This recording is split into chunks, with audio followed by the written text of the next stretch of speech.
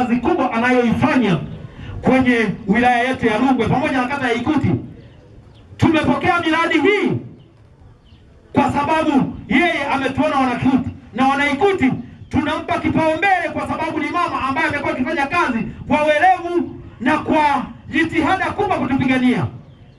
Tunaomba tu, umetembelea kituo chetu cha afya hapa, tunaombeni, kuna baadhi ya miundombinu haijakaa vizuri, hususan umezungumzia masuala ya X-ray.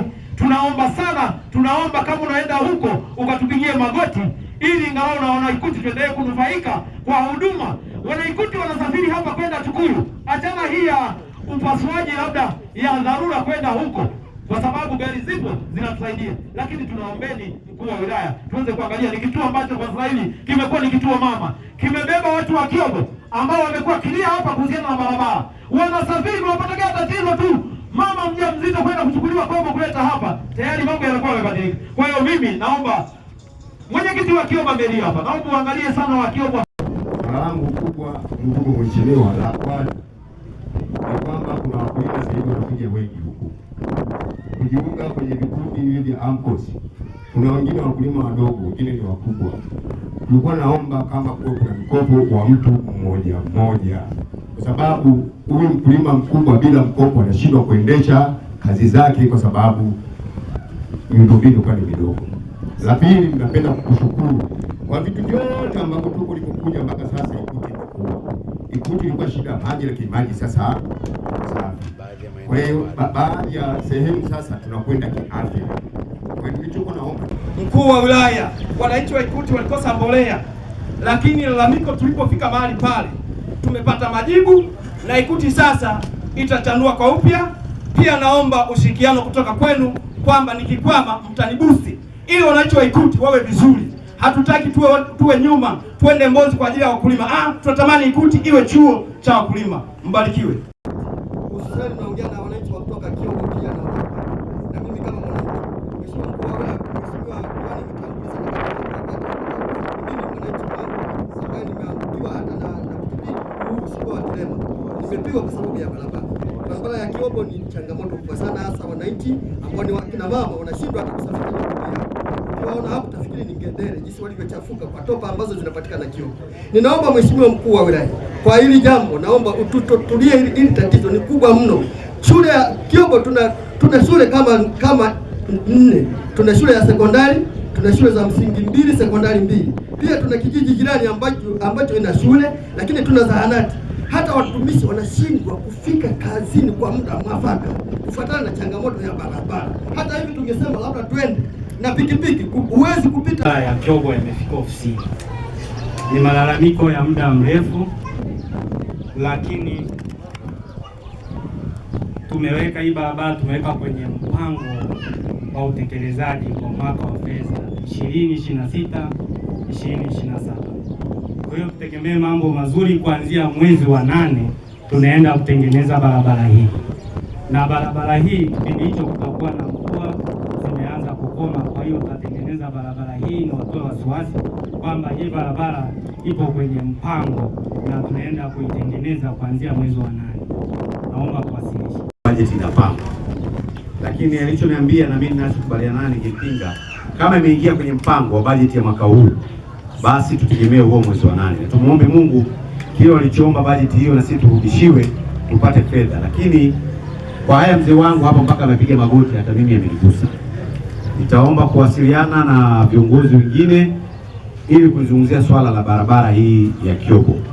Hili kwa kweli lazima tukiri, barabara ni changamoto kama alivyosema mzee wangu, lakini ndio tunapotegemea kupata mazao kutoka kwa wakulima. Sasa moja, usimkamue tu ng'ombe kama umlishi manyasi. Lazima tuseme ukweli. Kwa hiyo niseme kwamba hili nilichukua kwa uzito wake.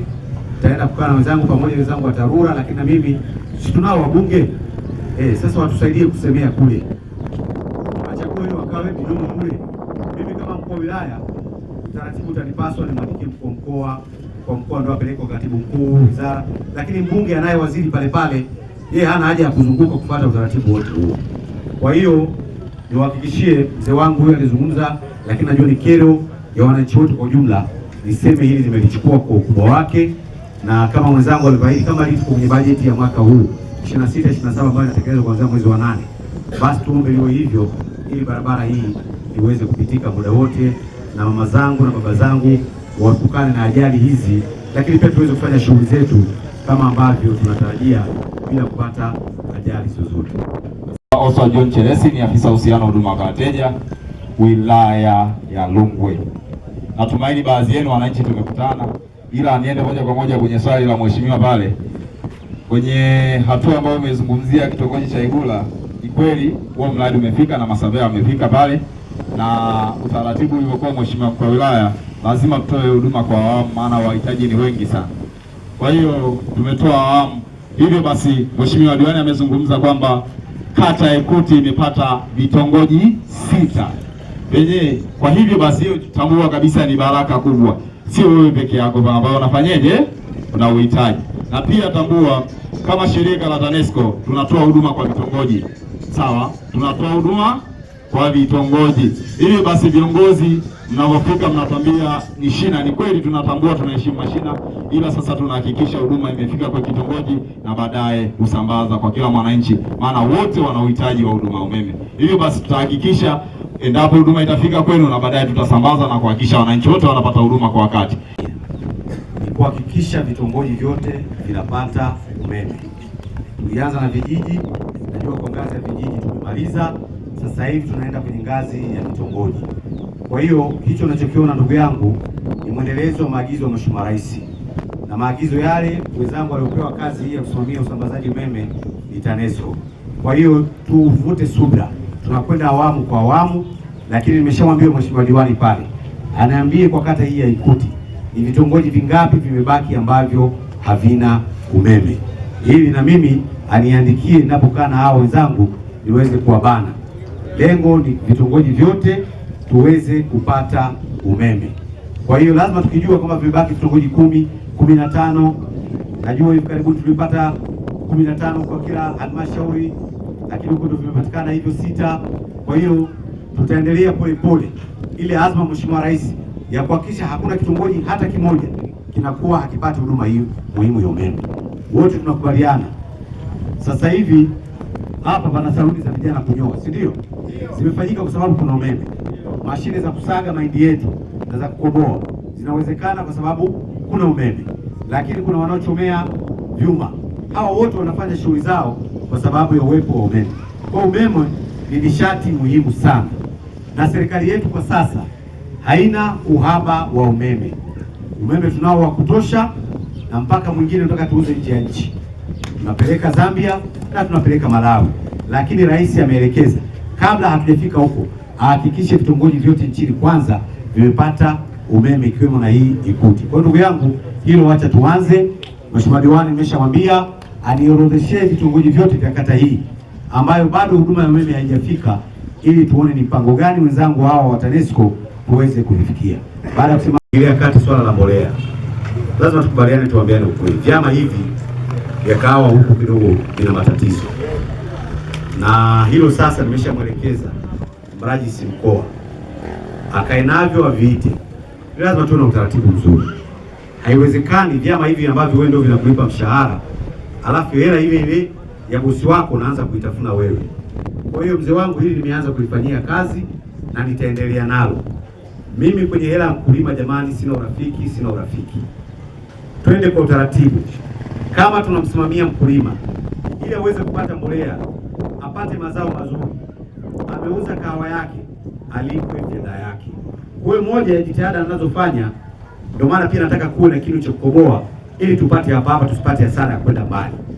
Hiyo ni hatua za awali ambazo nimezichukua, lakini tutaviita hivi vyama vyote viongozi wao ili tukae nao tuelewezane, na kama kuna ambao ni wabadhirifu kuondoa kupitia mikutano ya vyama vile, kwa sababu tulichokiona matatizo ni viongozi kwenye vyama hivyo, wala sio wakulima.